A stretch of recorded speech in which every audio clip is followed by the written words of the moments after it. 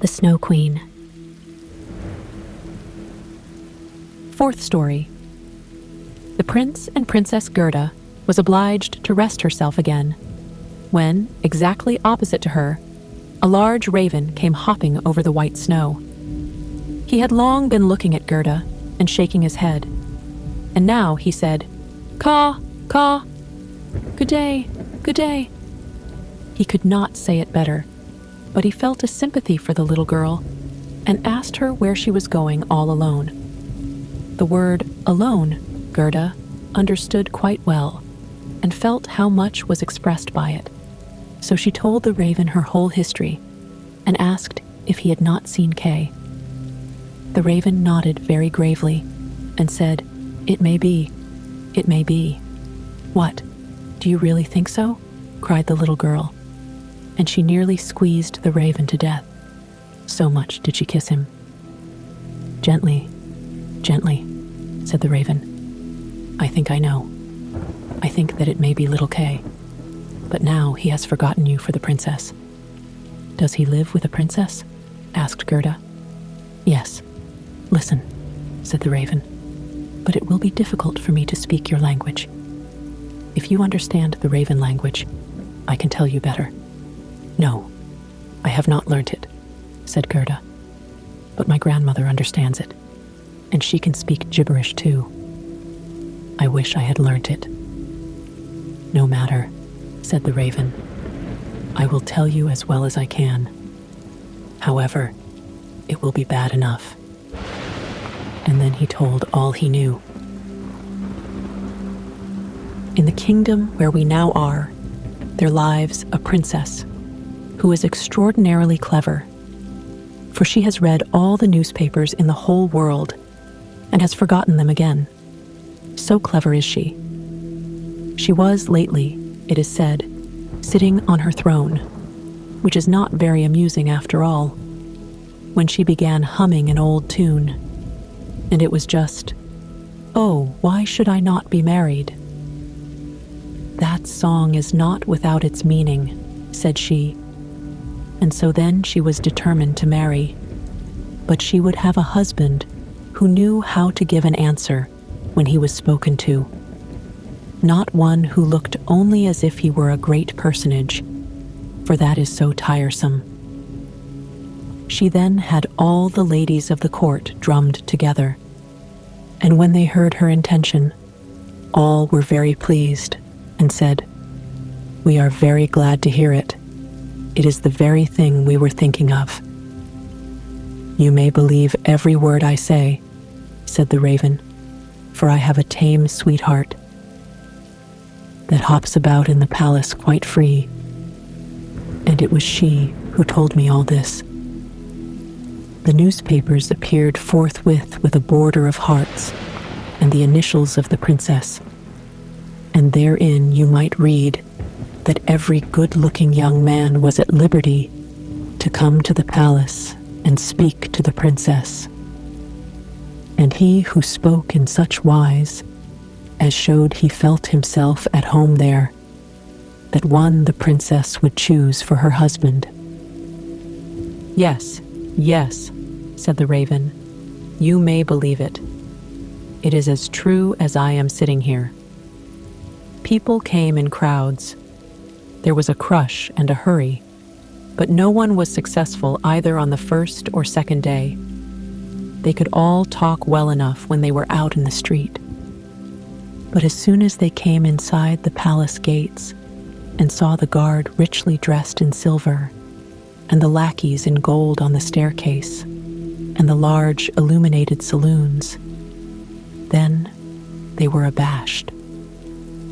And when they stood before the throne on which the princess was sitting, all they could do was to repeat the last word they had uttered, and to hear it again did not interest her very much. It was just as if the people within were under a charm, and had fallen into a trance till they came out again into the street. For then, oh then, they could chatter enough. There was a whole row of them standing from the town gates to the palace. "I was there myself to look," said the raven, They grew hungry and thirsty, but from the palace they got nothing whatever, not even a glass of water. Some of the cleverest, it is true, had taken bread and butter with them, but none shared it with his neighbor, for each thought, let him look hungry, and then the princess won't have him. But Kay, little Kay, said Gerda, when did he come? Was he among the number? Patience, patience. We are just come to him.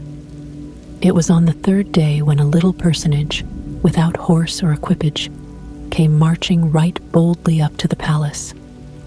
His eyes shone like yours. He had beautiful long hair, but his clothes were very shabby. That was Kay, cried Gerda, with a voice of delight. Oh, now I've found him. And she clapped her hands for joy. He had a little knapsack at his back, said the raven. No, that was certainly his sledge, said Gerda, for when he went away, he took his sledge with him. That may be, said the raven.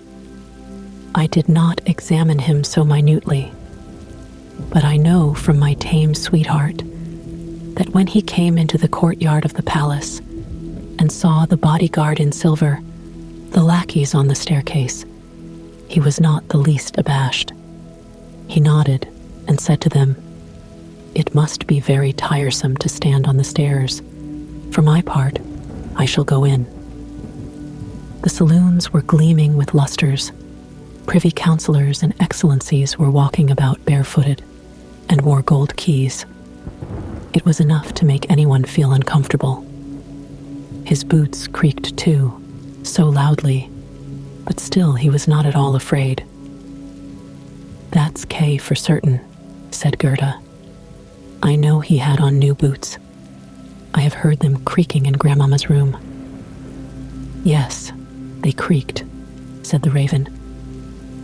And on he went boldly up to the princess, who was sitting on a pearl as large as a spinning wheel.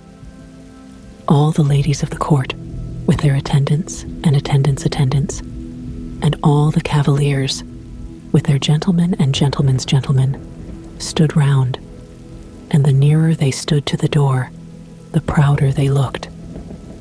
It was hardly possible to look at the gentleman's gentleman, so very haughtily did he stand in the doorway. It must have been terrible, said little Gerda. And did Kay get the princess? Were I not a raven, I should have taken the princess myself, although I am promised. It is said he spoke as well as I speak when I talk raven language. This I learned from my tame sweetheart. He was bold and nicely behaved. He had not come to woo the princess, but only to hear her wisdom. She pleased him, and he pleased her. Yes, yes, for certain that was Kay, said Gerda. He was so clever. He could reckon fractions in his head. Oh, won't you take me to the palace? That is very easily said, answered the raven. But how are we to manage it? I'll speak to my tame sweetheart about it. She must advise us. For so much I must tell you. Such a little girl as you are will never get permission to enter. Oh, yes, I shall, said Gerda. When Kay hears that I am here, he will come out directly to fetch me. Wait for me here on these steps, said the raven. He moved his head backwards and forwards and flew away. The evening was closing in when the raven returned. Caw, caw, said he. She sends you her compliments, and here is a roll for you. She took it out of the kitchen, where there is bread enough. You are hungry, no doubt. It is not possible for you to enter the palace, for you are barefooted. The guards in silver and the lackeys in gold would not allow it. But do not cry. You shall come in still. My sweetheart knows a little back stair that leads to the bedchamber, and she knows where she can get the key of it. And they went into the garden in the large avenue, where one leaf was falling after the other. And when the lights in the palace had all gradually disappeared, The raven led little Gerda to the back door, which stood half open. Oh, how Gerda's heart beat with anxiety and longing. It was just as if she had been about to do something wrong, and yet she only wanted to know if little Kay was there. Yes, he must be there. She called to mind his intelligent eyes and his long hair. So vividly, she could quite see him as he used to laugh when they were sitting under the roses at home. He will, no doubt, be glad to see you, to hear what a long way you have come for his sake, to know how unhappy all at home were when he did not come back. Oh, what a fright and a joy it was. They were now on the stairs. A single lamp was burning there, and on the floor stood the tame raven, turning her head on every side and looking at Gerda, who bowed as her grandmother had taught her to do. "My intended has told me so much good of you, my dear young lady," said the tame raven. "Your tale is very affecting. If you will take the lamp, I will go before. We will go straight on, for we shall meet no one." "I think there is somebody just behind us," said Gerda, and something rushed past. It was like shadowy figures on the wall, horses with flowing manes and thin legs, huntsmen, ladies and gentlemen on horseback. "They are only dreams," said the raven. "They come to fetch the thoughts of the high personages to the chase. 'Tis well, for now you can observe them in bed all the better. But let me find, when you enjoy honor and distinction, that you possess a grateful heart." "Tut, that's not worth talking about," said the raven of the woods. They now entered the first saloon, which was of rose-colored satin with artificial flowers on the wall. Here the dreams were rushing past, but they hastened by so quickly that Gerda could not see the high personages. One hall was more magnificent than the other. One might indeed well be abashed. And at last they came into the bedchamber. The ceiling of the room resembled a large palm tree with leaves of glass, of costly glass, and in the middle, from a thick golden stem, hung 2 beds, each of which resembled a lily. One was white, and in this lay the princess. The other was red, and it was here that Gerda was to look for little Kay. She bent back one of the red leaves and saw a brown neck. Oh, that was Kay. She called him quite loud by name, held the lamp towards him. The dreams rushed back again into the chamber. He awoke, turned his head, and it was not little Kay. The prince was only like him about the neck, but he was young and handsome. And out of the white lily leaves, the princess peeped too, and asked what was the matter. Then little Gerda cried, and told her whole history, and all that the ravens had done for her. "Poor little thing," said the prince and the princess. They praised the ravens very much, and told them they were not at all angry with them, but they were not to do so again. However, they should have a reward. "Will you fly about here at liberty?" asked the princess. "Or would you like to have a fixed appointment as court ravens, with all the broken bits from the kitchen?" And both the ravens nodded and begged for a fixed appointment, for they thought of their old age and said, "It is a good thing to have a provision for our old days." And the prince got up and let Gerda sleep in his bed, and more than this he could not do. She folded her little hands and thought, how good men and animals are, and she then fell asleep and slept soundly. All the dreams flew in again, and they now looked like the angels. They drew a little sledge, in which little Kay sat and nodded his head. But the whole was only a dream, and therefore it all vanished as soon as she awoke. The next day, she was dressed from head to foot in silk and velvet, They offered to let her stay at the palace and lead a happy life. But she begged to have a little carriage with a horse in front and for a small pair of shoes. Then, she said, she would again go forth in the wide world and look for Kay. Shoes and a muff were given her. She was, too, dressed very nicely, and when she was about to set off, a new carriage stopped before the door.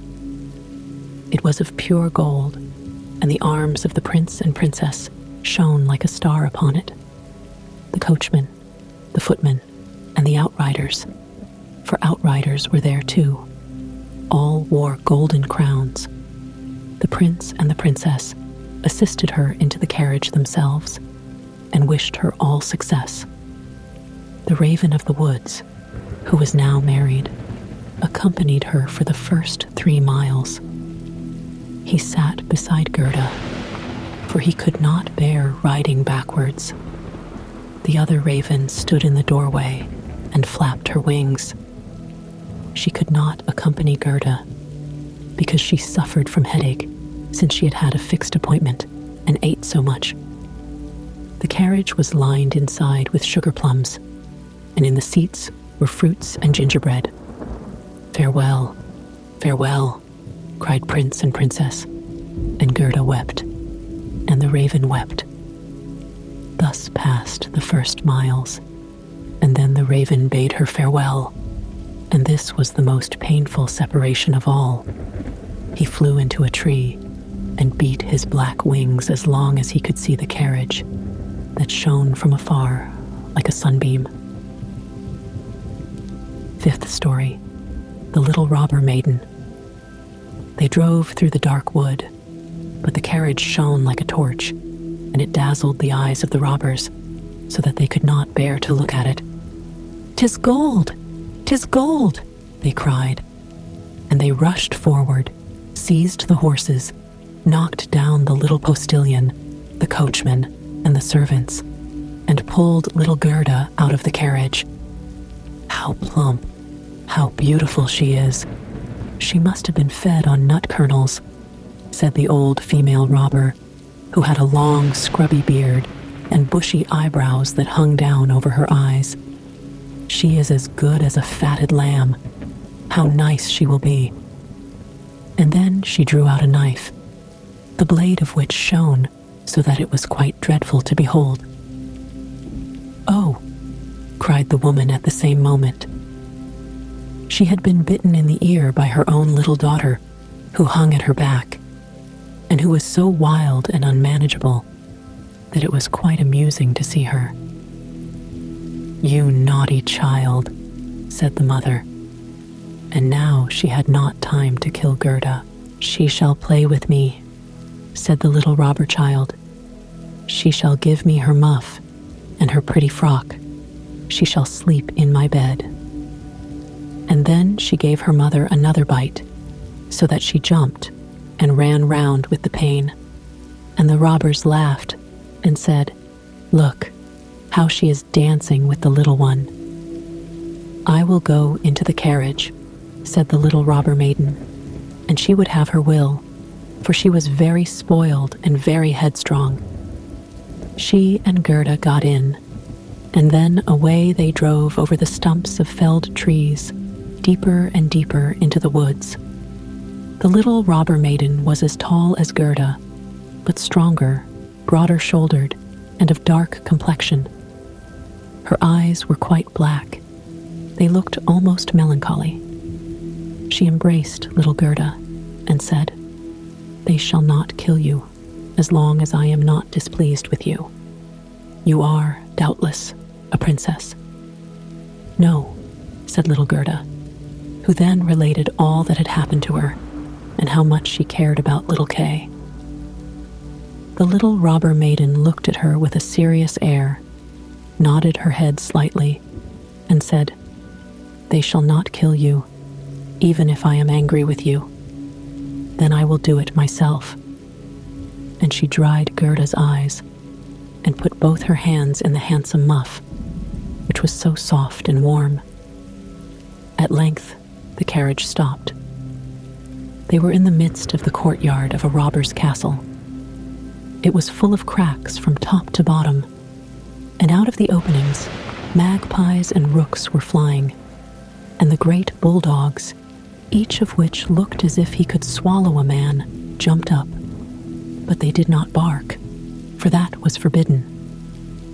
In the midst of the large, old, smoking hall burnt a great fire on the stone floor. The smoke disappeared under the stones and had to seek its own egress. In an immense cauldron, soup was boiling, and rabbits and hares were being roasted on a spit. "You shall sleep with me tonight, with all my animals," said the little robber maiden. They had something to eat and drink, and then went into a corner where straw and carpets were lying. Beside them, on laths and perches, sat nearly 100 pigeons, all asleep, seemingly. But yet they moved a little when the robber maiden came. "They are all mine," said she, at the same time seizing one that was next to her by the legs and shaking it so that its wings fluttered. "Kiss it," cried the little girl, and flung the pigeon in Gerda's face. "Up there is the rabble of the wood," continued she, pointing to several laths which were fastened before a hole high up in the wall. "That's the rabble. They would all fly away immediately if they were not well fastened in. And here is my dear old back." And she laid hold of the horns of a reindeer that had a bright copper ring round its neck and was tethered to the spot. "We are obliged to lock this fellow in too, or he would make his escape. Every evening, I tickle his neck with my sharp knife. He is so frightened at it." And the little girl drew forth a long knife from a crack in the wall and let it glide over the reindeer's neck. The poor animal kicked. The girl laughed and pulled Gerda into bed with her. "Do you intend to keep your knife while you sleep?" asked Gerda, looking at it rather fearfully. "I always sleep with the knife," said the little robber maiden. "There is no knowing what may happen. But tell me now once more all about little Kay, and why you have started off in the wide world alone." And Gerda related all, from the very beginning. The wood pigeons cooed above in their cage, and the others slept. The little robber maiden wound her arm round Gerda's neck, held the knife in the other hand, and snored so loud that everybody could hear her. But Gerda could not close her eyes, for she did not know whether she was to live or die. The robbers sat round the fire, sang and drank, and the old female robber jumped about so that it was quite dreadful for Gerda to see her. Then the wood pigeon said, "Coo, coo, we have seen little Kay. A white hen carries his sledge. He himself sat in the carriage of the Snow Queen, who passed here, down just over the wood, as we lay in our nest. She blew upon us young ones, and all died except we two. Coo, coo." "What is that you say up there?" cried little Gerda. "Where did the Snow Queen go to? Do you know anything about it?" "She is no doubt gone to Lapland, for there is always snow and ice there.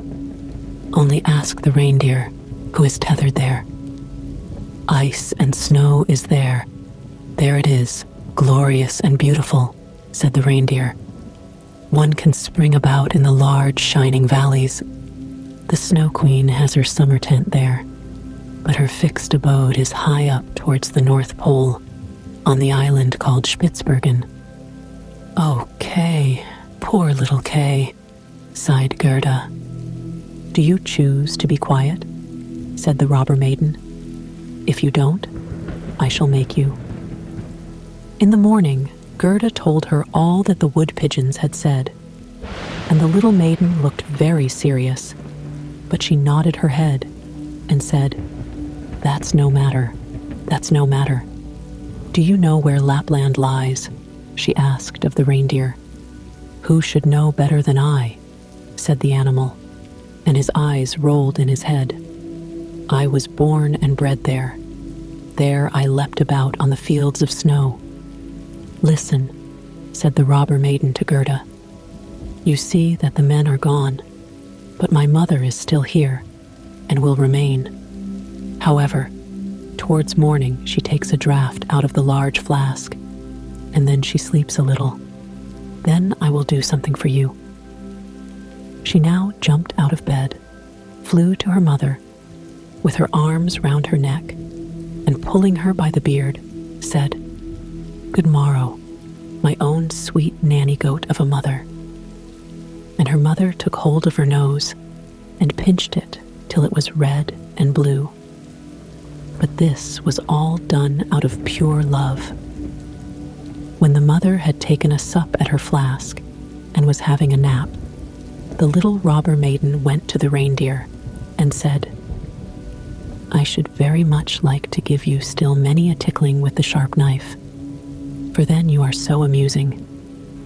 However, I will untether you and help you out so that you may go back to Lapland.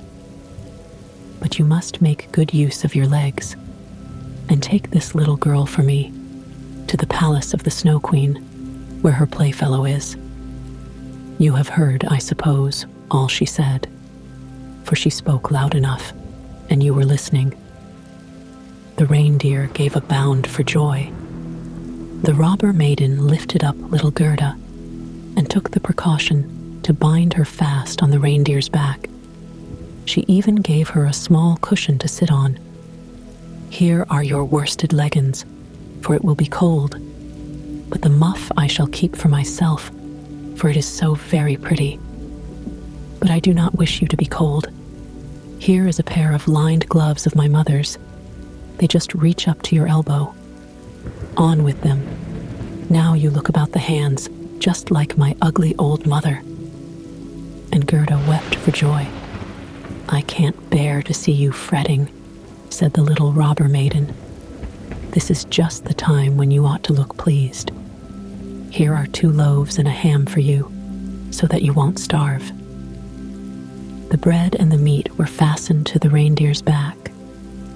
The little maiden opened the door, called in all the dogs, and then with her knife cut the rope that fastened the animal, and said to him, "Now, off with you, but take good care of the little girl." And Gerda stretched out her hands with the large wadded gloves towards the robber maiden and said, "Farewell." And the reindeer flew on over bush and bramble, through the great wood, over moor and heath, as fast as he could go. "Detsa! Detsa!" was heard in the sky. It was just as if somebody was sneezing. "These are my old northern lights," said the reindeer. "Look how they gleam." And on he now sped still quicker. Day and night on he went. The loaves were consumed, and the ham too, and now they were in Lapland. 6th story. The Lapland Woman and the Finland Woman. Suddenly they stopped before a little house, which looked very miserable. The roof reached to the ground, and the door was so low that the family were obliged to creep upon their stomachs when they went in or out. Nobody was at home except an old Lapland woman who was dressing fish by the light of an oil lamp. And the reindeer told her the whole of Gerda's history, but first of all his own, for that seemed to him of much greater importance. Gerda was so chilled that she could not speak. "Poor thing," said the Lapland woman. "You have far to run still. You have more than 100 miles to go before you get to Finland. There the Snow Queen has her country house and burns blue lights every evening. I will give you a few words from me, which I will write on a dried haberdine, for paper I have none.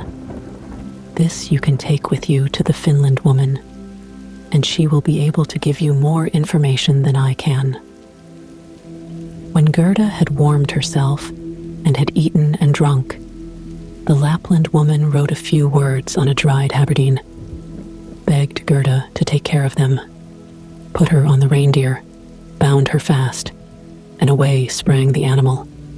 Dutza, Dutza, was again heard in the air. The most charming blue lights burned the whole night in the sky, and at last they came to Finland. They knocked at the chimney of the Finland woman, for as to a door, she had none. There was such a heat inside that the Finland woman herself went about almost naked. She was diminutive and dirty. She immediately loosened little Gerda's clothes, pulled off her thick gloves and boots, for otherwise the heat would have been too great, and after laying a piece of ice on the reindeer's head, read what was written on the fish skin. She read it 3 times. She then knew it by heart, so she put the fish into the cupboard, for it might very well be eaten, and she never threw anything away. Then the reindeer related his own story first, and afterwards that of little Gerda, and the Finland woman winked her eyes, but said nothing. "You are so clever," said the reindeer. "You can, I know, twist all the winds of the world together in a knot. If the seaman loosens one knot, then he has a good wind. If a second, then it blows pretty stiffly. If he undoes the third and fourth, then it rages so that the forests are upturned. Will you give the little maiden a potion, that she may possess the strength of 12 men and vanquish the Snow Queen?" "The strength of 12 men," said the Finland woman. "Much good that would be." Then she went to a cupboard and drew out a large skin rolled up. When she had unrolled it, strange characters were to be seen written thereon, and the Finland woman read at such a rate that the perspiration trickled down her forehead. But the reindeer begged so hard for little Gerda, and Gerda looked so imploringly with tearful eyes at the Finland woman that she winked and drew the reindeer aside into a corner, where they whispered together while the animal got some fresh ice put on his head. "'Tis true, little Kay is at the Snow Queen's, and finds everything there quite to his taste, and he thinks it the very best place in the world. But the reason of that is, he has a splinter of glass in his eye and in his heart. These must be got out first. Otherwise he will never go back to mankind, and the Snow Queen will retain her power over him. But can you give little Gerda nothing to take which will endue her with power over the whole? I can give her no more power than what she has already. Don't you see how great it is? Don't you see how men and animals are forced to serve her? How well she gets through the world barefooted? She must not hear of her power from us. That power lies in her heart, because she is a sweet and innocent child. If she cannot get to the Snow Queen by herself and rid little Kay of the glass, we cannot help her. 2 miles hence the garden of the Snow Queen begins. Thither you may carry the little girl. Set her down by the large bush with red berries, standing in the snow. Don't stay talking, but hasten back as fast as possible." And now the Finland woman placed little Gerda on the reindeer's back, and off he ran with all imaginable speed. "Oh, I have not got my boots. I have not brought my gloves," cried little Gerda. She remarked she was without them from the cutting frost. But the reindeer dared not stand still.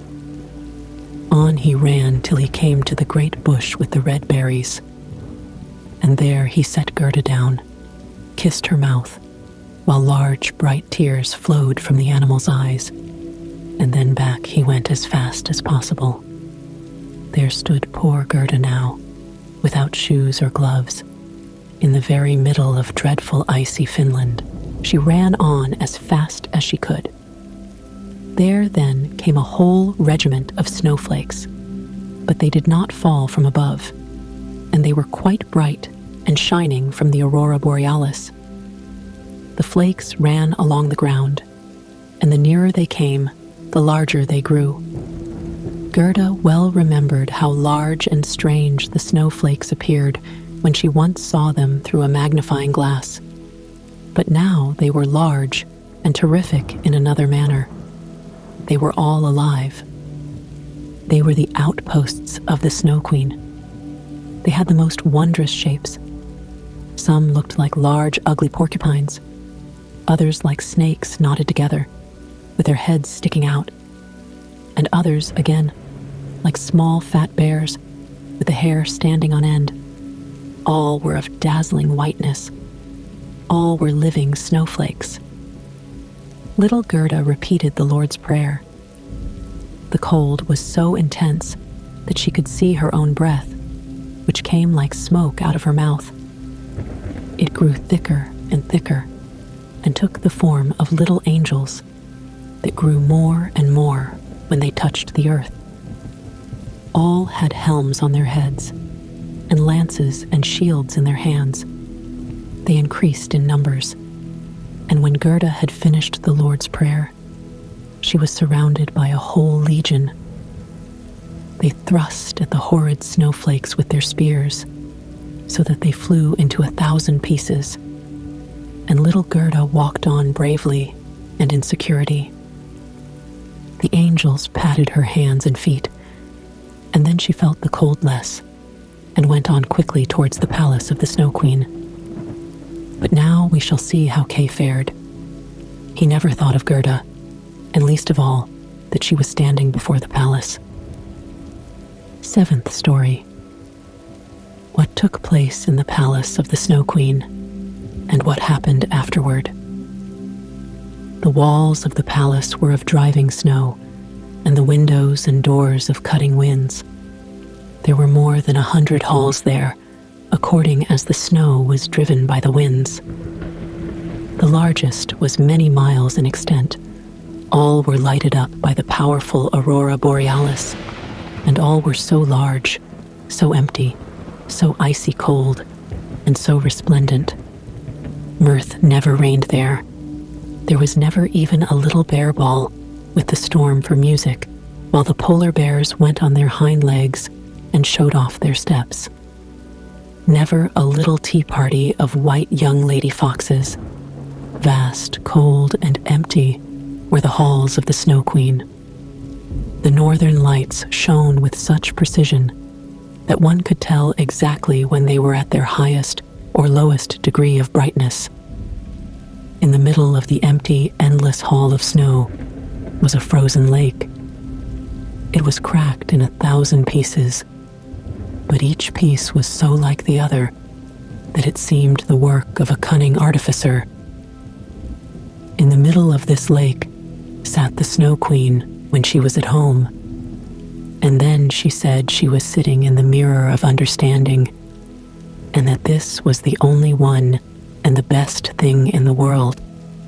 Little Kay was quite blue, yes, nearly black with cold, but he did not observe it, for she had kissed away all feeling of cold from his body, and his heart was a lump of ice.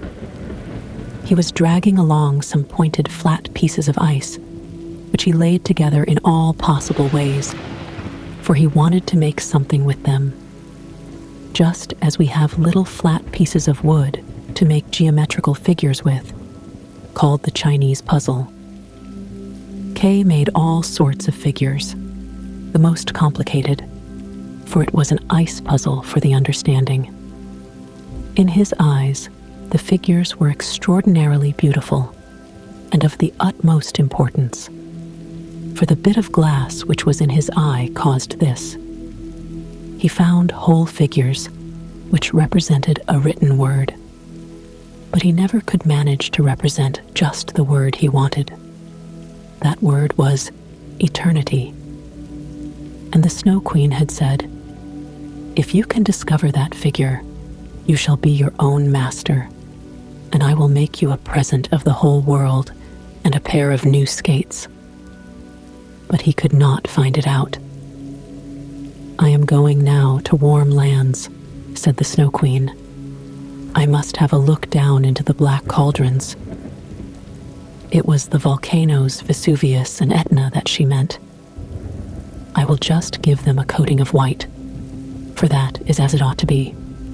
Besides, it is good for the oranges and the grapes."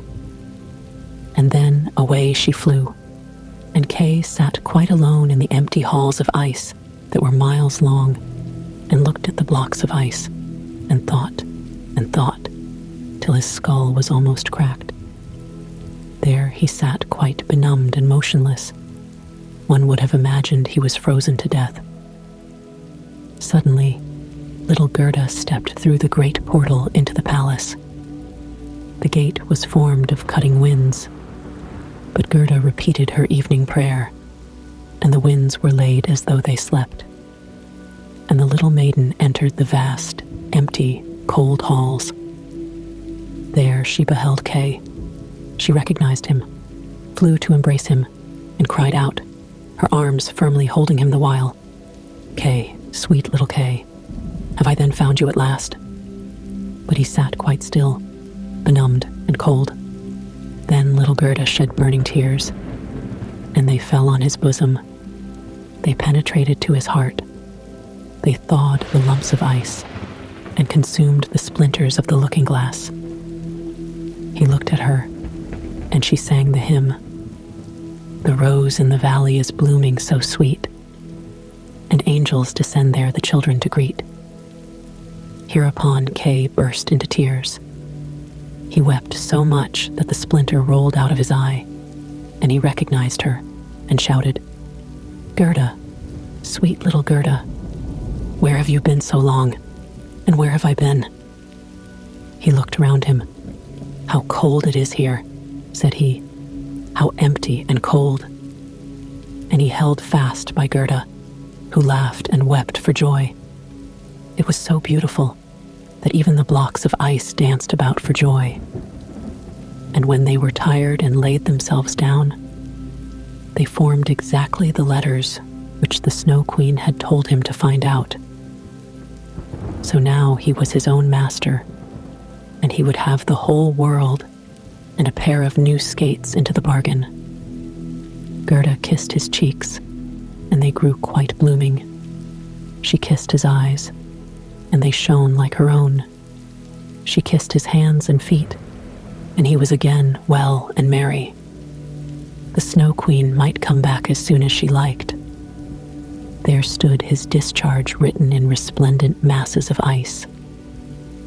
They took each other by the hand and wandered forth out of the large hall. They talked of their old grandmother and of the roses upon the roof. And wherever they went, the winds ceased raging, and the sun burst forth. And when they reached the bush with the red berries, they found the reindeer waiting for them. He had brought another, a young one, with him, whose udder was filled with milk, which he gave to the little ones, and kissed their lips. They then carried Kay and Gerda, first to the Finland woman, where they warmed themselves in the warm room, and learned what they were to do on their journey home. And they went to the Lapland woman, who made some new clothes for them and repaired their sledges. The reindeer and the young hind leaped along beside them and accompanied them to the boundary of the country. Here, the first vegetation peeped forth. Here Kay and Gerda took leave of the Lapland woman. "Farewell, farewell," they all said, and the first green buds appeared. The first little birds began to chirrup, and out of the wood came, riding on a magnificent horse, which Gerda knew.